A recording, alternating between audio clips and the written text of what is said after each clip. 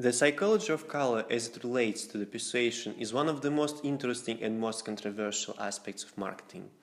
Green lantern can turn lemons into lemonade, and I'm left equally unequipped to make smart decisions about the spectrum which shades our world. But why is such potentially colorful conversation so unwaveringly shallow? Misconceptions around the psychology of color. As research shows, it's likely because personal preferences, experience, upbringings, cultural differences, and the context often muddy and affect individual colors have on us. So the idea that colors such as yellow or purple are able to evoke some sort of hyper-specific emotions is about as accurate as your standard palm reading. But there is still plenty to learn and consider if we humbly accept that concrete answers aren't a guarantee. The key is to look for practical ways to make decisions about colors. The importance of colors in branding. First, let's address branding, which is one of the more important issues relating to color perception and the area where many articles on this subject run into problems.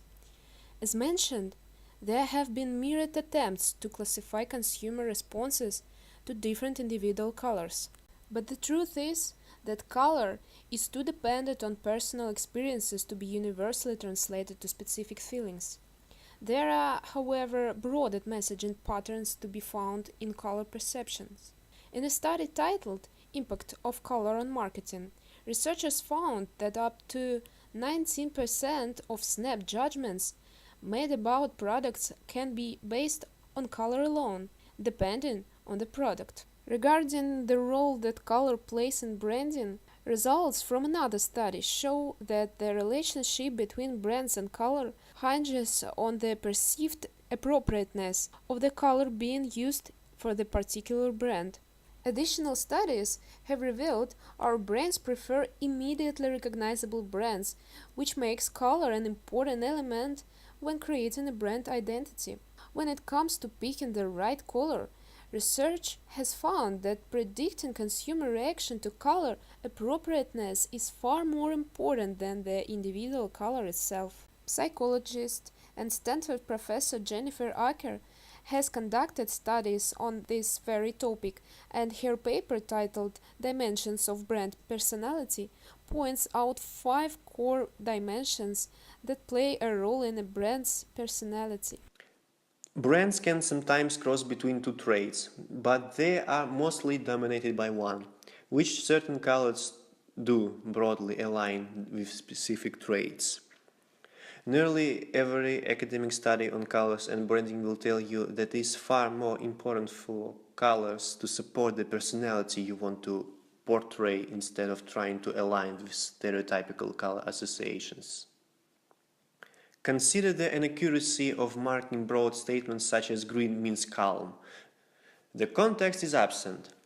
Sometimes green is used to brand environmental issues like seventh generation, but other times it's meant to brand financial spaces such as mint. And while brown may be useful for a rugged appeal, see how it's used by saddleback leather. When the positioned is another context, brown can be used to create a warm, inviting feeling. There are no clear-cut guidelines for choosing your brand's color. It depends is a frustrating answer, but it's the truth. However, the context you are working within is an essential consideration. It is the feeling, mood, and image that your brand or product creates that matters. Color trends for men and women. One of the most interesting examinations of the topic is Joe Hallock's work on color assignment. Hallock's data showcases some clear preferences in certain colors across gender. The most notable points in his images are the supremacy of blue across both genders and the disparity between groups on purple.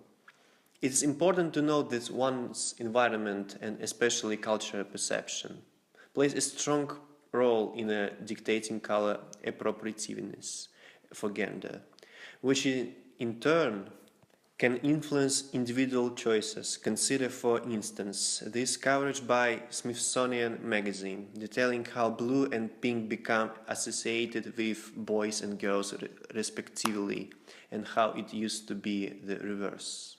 Additional research and studies on color perception and color preferences show that when it comes to shades, tints, and hues, men generally prefer bold colors, while women prefer softer colors. Also, men were more likely to select shades of colors as their favorites, colors with black added, whereas women are more receptive to tints of colors, colors with white added.